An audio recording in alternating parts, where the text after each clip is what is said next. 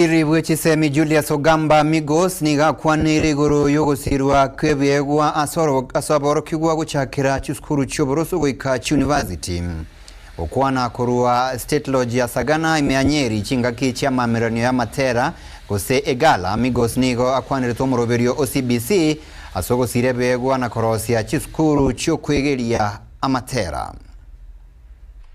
In the early years category, Your Excellency, we had 15,750 students participating. Those are the pre-primary, the ECDs. Primary schools, we had 40,000 students participating.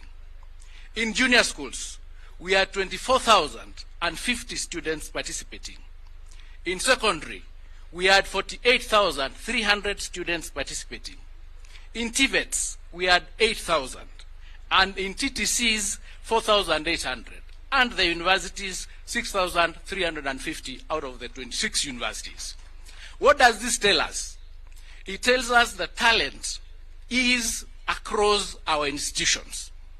And it has vindicated us today, Your Excellency, that the competency-based education program that we are undertaking is actually the right way to go.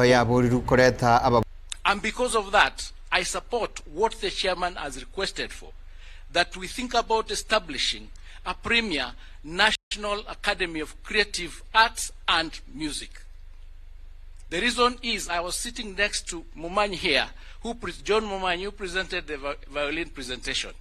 He tells me that he wants to pursue music.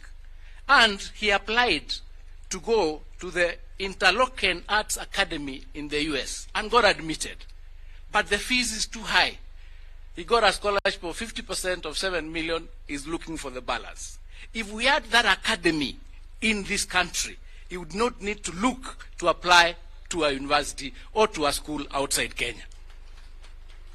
So, Your Excellency, as a ministry and with your guidance, we can start looking at the mechanics and methods of how we can be able to establish that institution so that we can have our people progress and benefit from the CBE that we are doing, because the first cohort that would go to university will go in 2029, and with an academy like that, we'll be having another institution where these students can proceed and study, so that we can get the benefit, the total benefit from the arts and science that we are doing.